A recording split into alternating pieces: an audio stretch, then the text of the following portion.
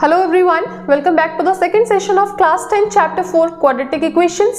आज की वीडियो में हम डिस्कस करने वाले हैं how to find roots of any quadratic equation by using the factorization method. So let's begin with that. First of all, let's understand the meaning of a root कि किसी equation का root होने का meaning क्या है. If ax square plus bx plus c equal to 0, where this coefficient of x square it's non-zero, it is a quadratic equation.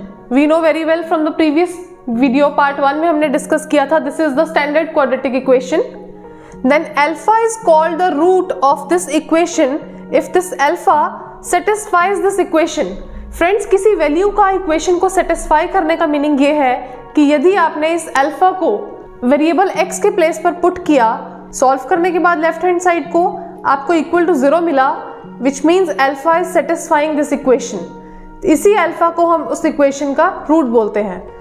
In other words we can say if x equals to alpha is the solution of this equation, then we say alpha is the required root of this quadratic equation.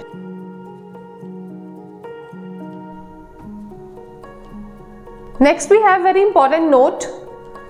A quadratic equation can have at most 2 roots. हमें पता है quadratic equation की degree friends 2 होती है, तो जितनी degree होती है किसी इक्वेशन के उतने ही पॉसिबल रूट्स हो सकते हैं मैक्सिमम. तभी मैंने लिखा a quadratic equation can have maximum 2 roots. इसके ज्यादा से ज्यादा 2 ही रूट्स पॉसिबल हैं. Question number 1 is find the roots of quadratic equation by using the factorization method. तो इसका पहला सब पार्ट फ्रेंड्स आपके पास है x square minus 3x minus 10 equal to 0. आपको यूज करना है फैक्टराइजेशन मेथड.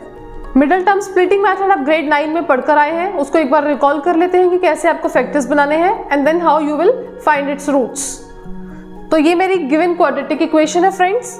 कंडीशन होती है कि जो आपका मिडिल टर्म है उसका कोफिशिएंट जो है आपका सम आना चाहिए.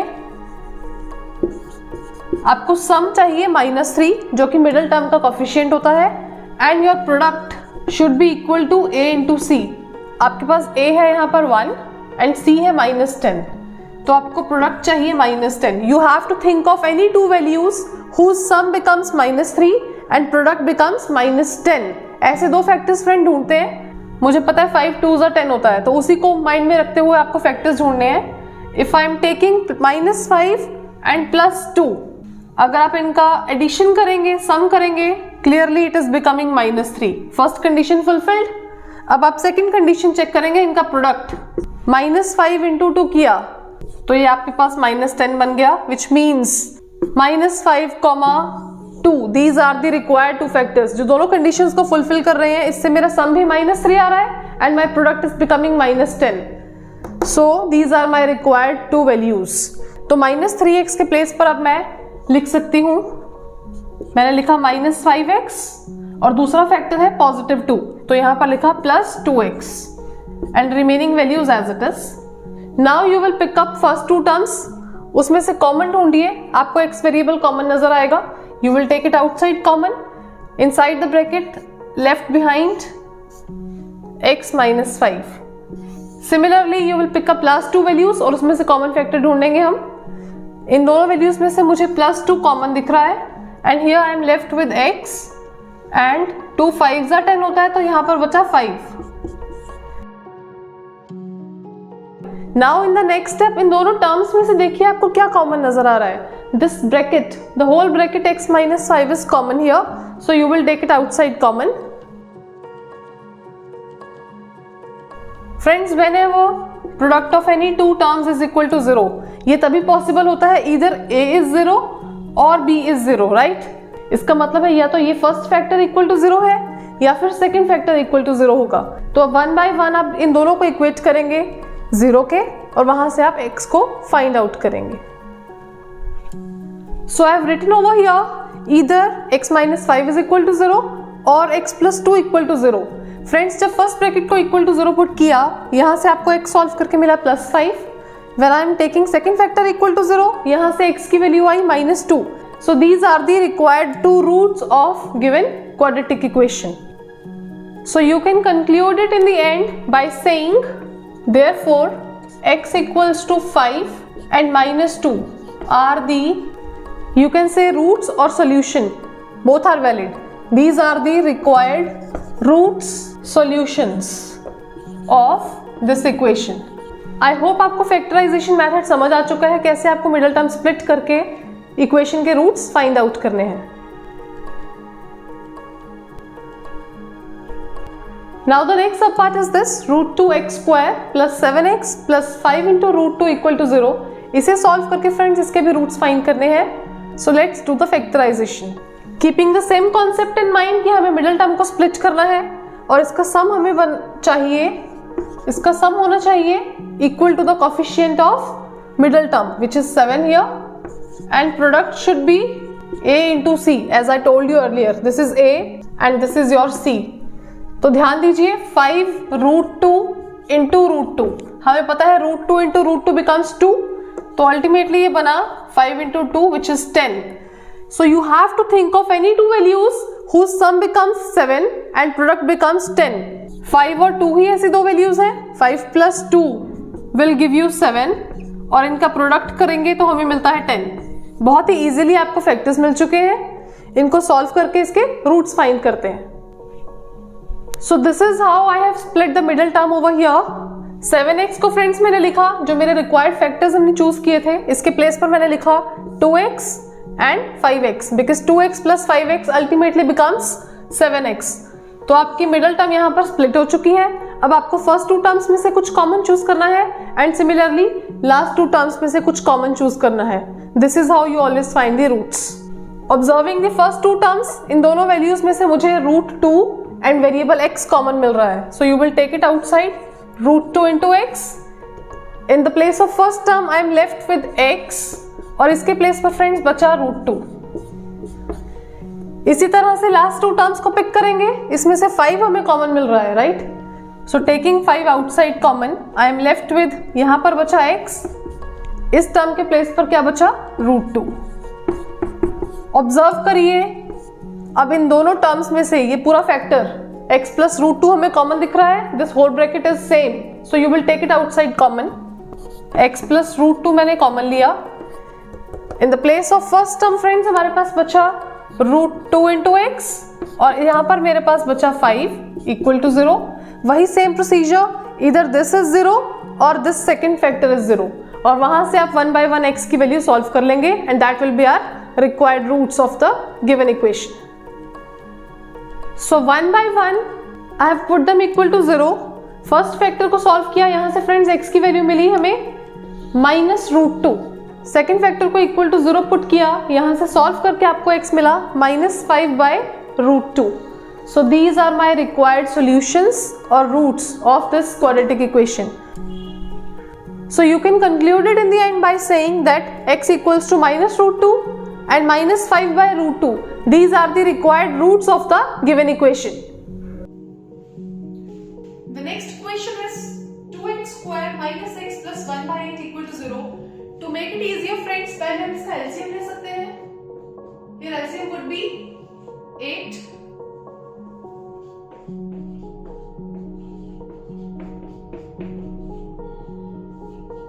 Cross multiply करके आप चेक करें denominator, it will become 0.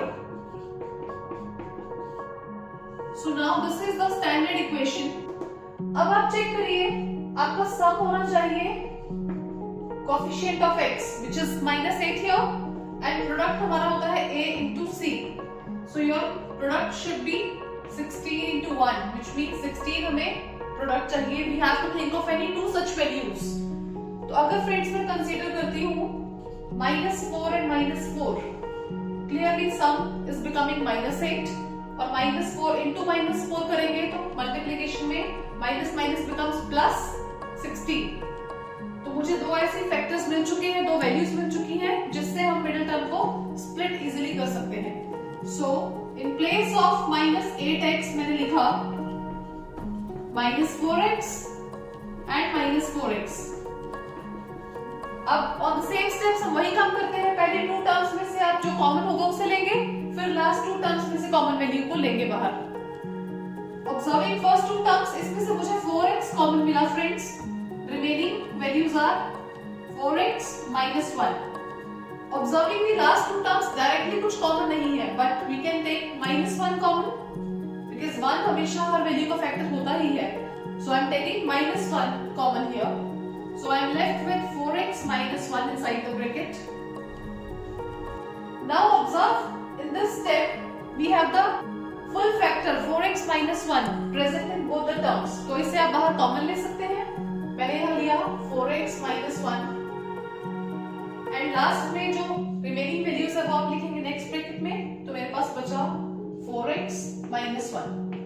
Bye chance both the factors are same here. दोनों का प्रोडक्ट इक्वल टू 0 है, which means either this is 0 और second factor is equal to 0. तो दोनों को 1 by 1 इक्वेट करेंगे 0 के और उससे हम x की वैल्यू फाइंड करेंगे. So you will equate both the factors 1 by 1 equal to 0. Equate किया इक्वल टू 0 के, क्योंकि दोनों ही फैक्टर्स सेम थे फ्रेंड्स, तो इक्वल करके भी मुझे सेम वैल्यू मिली. x की value 1/4 and 1/4. So means roots are same here. Possible है कि किसी भी इक्वेशन के रूट्स इक्वल भी आ सकते हैं, सेम रूट्स आना पॉसिबल है, right? No need to worry about this. तो मैंने लिख दिया कंक्लूड करके, therefore x equals to 1/4 and 1/4. These are the required roots of this quadratic equation. I hope friends आपको इस क्वेश्चन का सॉल्यूशन समझ आ चुका है. Everything is same, only the change was that कि जो कांस्टेंट है वो आपको फ्रैक्शन फॉर्म में गिवन था यहाँ पर. तो पहले हमने एलसीएम लिया और उसको स्टैंडर्ड फॉर्म में कन्वर्ट किया इक्वेशन को. उसके बाद आपने सेम स्टेप्स पर इसके फैक्टर्स बनाए और वहां से आपको x की वैल्यूज इजीली मिल चुकी है और वो हमारे रूट्स हैं. तो जब भी कोई ऐसा क्वेश्चन आए तो आप उसे पहले स्टैंडर्ड फॉर्म में कन्वर्ट करिए और उसके बाद उसके रूट सॉल्व करिए. Next we have question number 3. Find two numbers whose sum is 27 and product is 182. तो फ्रेंड्स पहले हमें कुछ सपोज करना पड़ेगा. दोनों ही नंबर्स मिसिंग है यहाँ पर. तो पहले मैंने फर्स्ट नंबर को सपोज किया x. So you will say let the first number be x. Since the condition is given that their sum is 27, तो अगर मैंने फर्स्ट नंबर को सपोज किया है x, तो आप खुद सोचिए कि सेकंड नंबर जो भी आएगा वो इस टोटल 27 में से माइनस करेंगे तभी वो रिमेनिंग वैल्यू आएगी सेकंड नंबर, क्योंकि उनका टोटल दोनों का सम मिलकर 27 बनना चाहिए. अगर उसमें से एक पोर्शन मेरा x है तो remaining portion of course 27 minus x होगा, which means second number आपके पास इस तरह से निकल कर आएगा. So the second number will be 27 minus x. अब आपके पास एक और कंडीशन गिवन है स्टेटमेंट में that their product is 182. अब आपके पास नंबर्स फ्रेंड्स अवेलेबल है, आ चुके हैं हमारे पास. तो अकॉर्डिंग टू क्वेश्चन इनके प्रोडक्ट को आप इक्वल टू 182 में रखेंगे and then you will solve the equation from according to question. So I have put their product equal to 182. यहाँ से आप x को मल्टीप्लाई करेंगे पूरी ब्रैकेट के साथ और आप चेक करिए कि आपको एक क्वाड्रेटिक इक्वेशन यहाँ से मिलेगी. जिसे फर्दर आप सिंप्लीफाई करेंगे तो वहां से आपको x के सॉल्यूशंस मिल जाएंगे. So in the next step I have shifted all the terms on one side और इक्वल टू मेरे पास आया 0. फ्रेंड्स अब क्लियरली ये एक स्टैंडर्ड फॉर्म की क्वाड्रेटिक इक्वेशन हमारे पास आ चुकी है. हमने अभी सीखा है कि क्वाड्रेटिक इक्वेशन के रूट्स आप कैसे निकाल सकते हैं यूजिंग फैक्टराइजेशन. तो अब इसे फैक्टराइज करके वहां से x की दो वैल्यूज मिलेंगी, वही हमारे रिक्वायर्ड सॉल्यूशंस होंगे इस इक्वेशन के.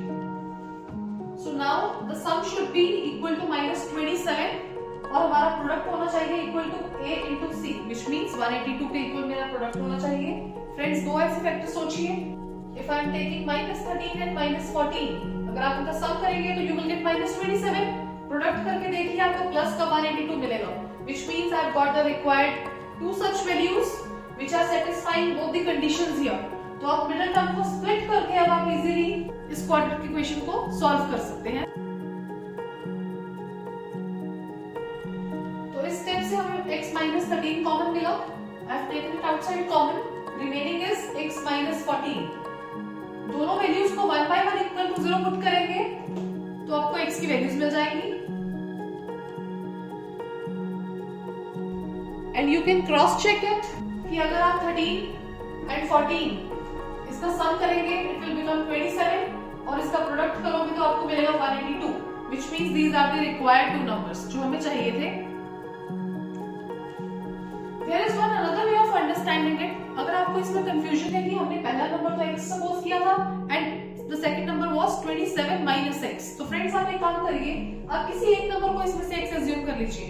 सपोज मैंने डिक्लेयर किया that I am taking x equal to 13, this is my first number जो कि हम x लेकर चले गए और x की वैल्यू मैंने इसमें से 13 चूज की। सेकंड नंबर आप उस अकॉर्डिंग निकालिए जो हमने सपोज किया था इनिशियली 27 माइनस x। अगर आप इसमें से ये x जो 13 हमने लिया इसको माइनस करेंगे तो you will observe ultimately you are getting the same value. आपके पास 14 खुद आया जो कि हमारा सेकंड नंबर है। Both the ways are correct, this is your choice कि आप इसको किस तरह से समझना चाहते हैं। Now the next question number 4 is find two consecutive positive integers sum of whose squares is 365. So we are talking about two consecutive positive integers. Consecutive numbers are those who lie next to each other. तो friends अगर आप assume कर रहे हैं दोनों numbers को, अगर मैंने first number x suppose किया then second will be x plus 1. So I have assumed let the first number be x. तो आपका second number friends हो जाएगा x plus 1. Since the values are consecutive positive integers. ये question में हमें given था। According to question, in numbers का square करके उनका सम होना चाहिए 365। यहाँ पर फ्रेंड्स मैंने आइडेंटिटी यूज की, a plus b का होल स्क्वायर फॉर्म है मेरे पास, so it becomes a square plus 2ab plus b square। Identity apply करके इसे सिंप्लीफाई करेंगे आप।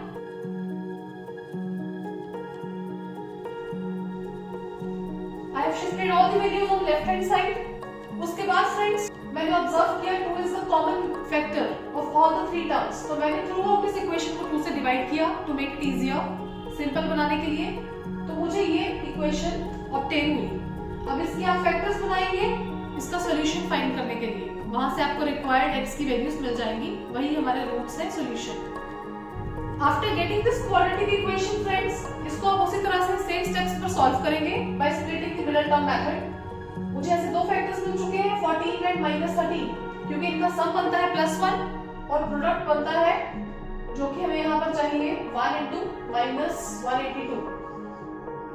सो these two values are satisfying both conditions.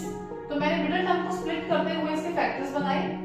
x plus 14 common था, उसे कॉमन लिया, remaining values are x minus 13 equal to 0।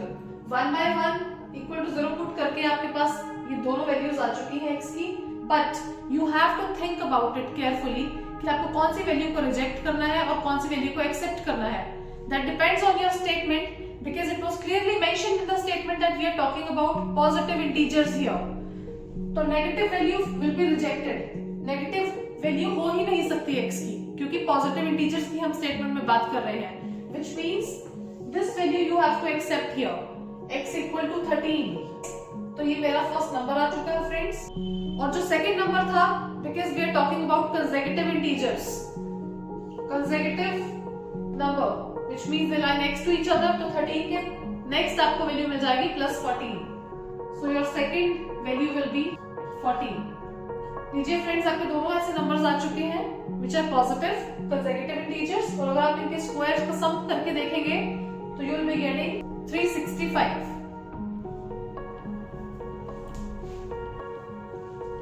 Question number 5 is the altitude of a right triangle is 7 cm less than its base. If the hypotenuse is 13 cm, find the other two sides. So friends observe करिए that your altitude means perpendicular की बात कर रहे हैं हम।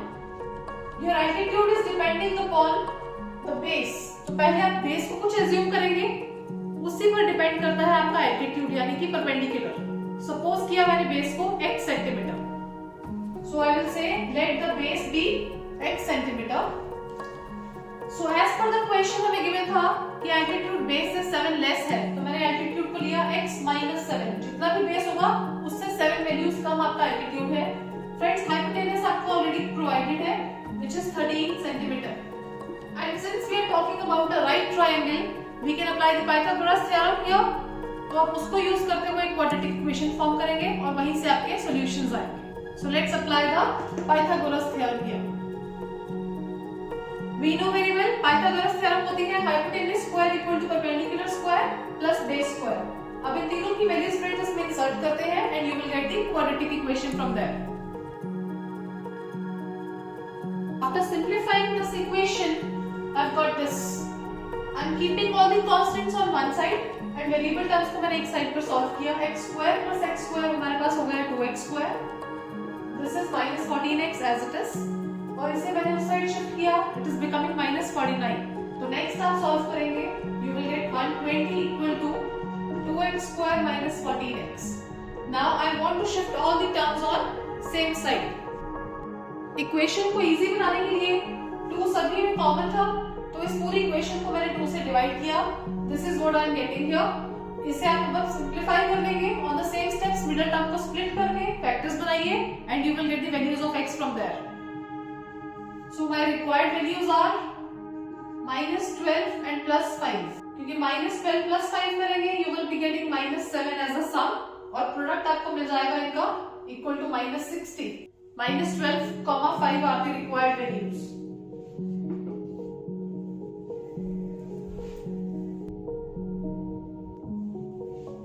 So after solving both the factors friends मुझे x की दो वैल्यूज मिल चुकी हैं +12 एंड -5. बट आप ध्यान रखिए कि length can never be negative, so you have to reject this value of x. तो मेरे पास एक ही वैल्यू आई जो कि हमारे लिए यूजफुल है which is 12 सेंटीमीटर. x हमने एज्यूम किया था बेस को, so you will say therefore base of the triangle is x which is 12 centimetre here. तो बेस हमारे पास यहाँ पर आ चुका है and your altitude which means perpendicular जो था उस पर कंडीशन थी that altitude is 7 centimetre less than it's base. तो जो भी x की वैल्यू है उसमें से आप 7 माइनस कर देंगे you will be getting altitude. तो लीजिए 5 सेंटीमीटर आपका एल्टीट्यूड आ चुका है फ्रेंड्स. यहाँ से यही दो मिसिंग साइड्स थी जिसे हमें क्वेश्चन में फाइंड करने के लिए बोला गया था, बेस और एल्टीट्यूड निकालना. आपका बेस आ चुका है 12 centimetre and altitude is 5 centimetre. So I hope friends the concept of solving the roots of quadratic equation is clear to everyone. We have done so many questions related to this concept. Also हमने इसकी word statement problems भी कैसे solve करना है वो भी सीखा. If you are watching my video for the first time, don't forget to press the subscribe button. Video पसंद आए तो इसे आगे ज्यादा से ज्यादा जरूर शेयर करिए. Support my channel. I'll meet you in the next video. Till then, stay happy, stay tuned. Thank you for watching.